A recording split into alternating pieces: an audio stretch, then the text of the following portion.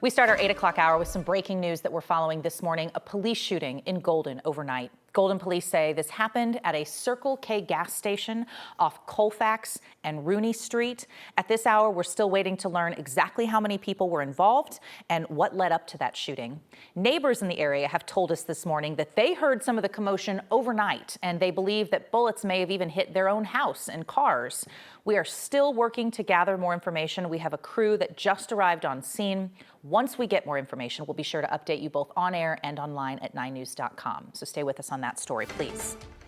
All right, it is 8 o'clock on your Saturday morning. We've got mandatory evacuations still in effect for at least one fire, the Elk Fire in southwest Colorado. That's been burning for weeks now near northwest of Lake City, but it did pick up some growth this week that prompted new evacuations. As of this morning, it's now burned about 9 square miles. It is 39% contained, and officials say this hot, dry weather continues to fuel that fire. Further north in Garfield County, the 310 fire is burning near Parachute. That one remains uncontained. It has burned more than 600 acres, and Democratic Governor Jared Polis has now declared a disaster emergency, which will free up more resources to help fight that fire. Firefighters are not expecting any help today from Mother Nature or really this whole weekend. We're expecting temperatures to soar to triple-digit heats. We have a heat advisory going into effect later today for Denver and the metro area, and we're in the level of heat now, guys, that could be dangerous for all of us. Jaden Knowles joins us from the Weather Impact Center with more on that. Well, good morning to you, Jenny. And yeah, you're exactly right. I mean, we are talking about that dangerous heat, especially as we head into this afternoon. That's one of the main reasons the National Weather Service issued that heat advisory. And that's one of the main reasons we have that weather impact alert for this afternoon. Temperature is heading out the door already on the warm side. I mean, we were just in the upper 60s. And now we're in the mid 70s to upper 70s. 75 degrees at the airport, 73 here in downtown Denver. Statewide so far, the upper 60s, upper 70s as well. Look at Burlington, 79 degrees right now, 40s and 50s across the high country, low 70s for the western slope. There's that heat advisory. That will begin at 11 a.m. this morning, and that will continue until 8 p.m. on Sunday. So that just shows you how long we're experiencing this heat. But as far as precipitation, really none, little to none in my forecast for this afternoon. Here's our temperatures, noticing getting up to the triple digits by 2 p.m., maybe 4 p.m.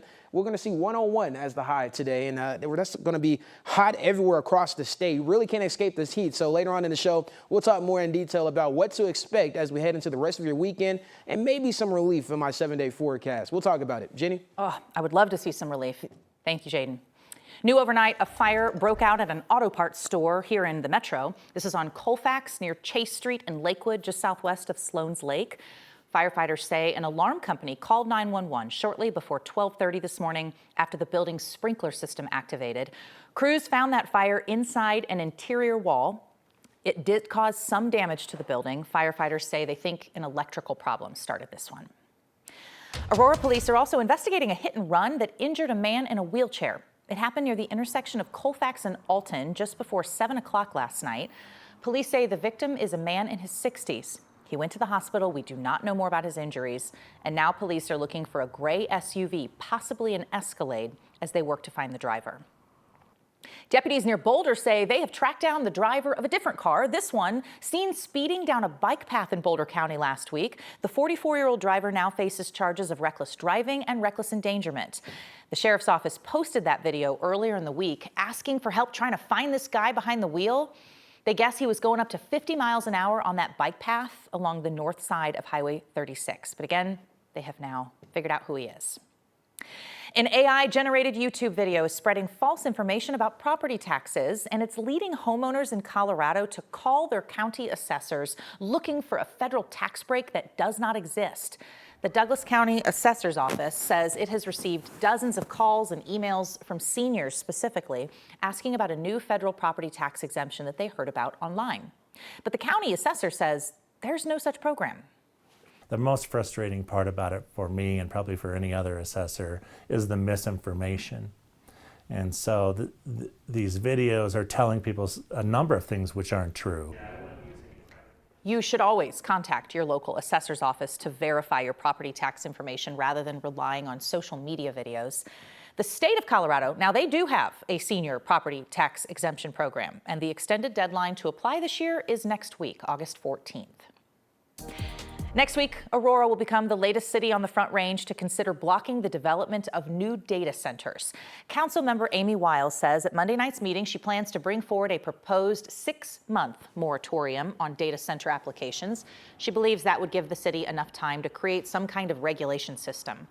Wiles says the two biggest concerns that she hopes to address are 1, keeping data centers from being built too close to homes, and 2, limiting their water use. The 6-month pause would apply to future data center developments, not to any data centers currently in the development process. The city of Denver is asking some questions now about a $400,000 taxpayer-backed loan that was given to a business that never opened. The Denver Downtown Development Authority gave Denver Immersive Repertory Theater, known as DIRT, this loan last year to help them open a theater at 15th and Blake. But DIRT never opened, and the owners have since been evicted. City officials say DIRT took that full $400,000 in one lump sum, which included more than $52,000 set aside for rent. Now the city has asked these owners to provide documentation showing where the money went. The DDA is, by its very nature, a risk-taking entity.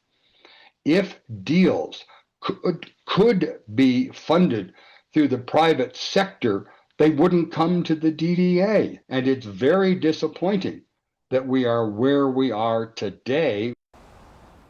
The authority now plans to change how it does its lending process, now reimbursing businesses for expenses instead of just handing over the full loan up front.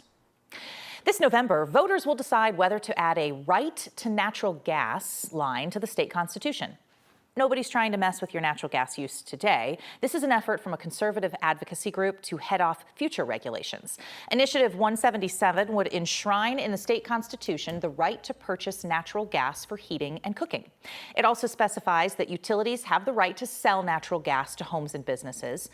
The conservative group behind this initiative, Advance Colorado, says natural gas is a dominant energy source in Colorado. It should be protected, as Democrats are pushing for cleaner energy sources. Earlier this year, a federal court blocked a state law that would require gas stoves to come with warnings about the health risks of cooking with natural gas.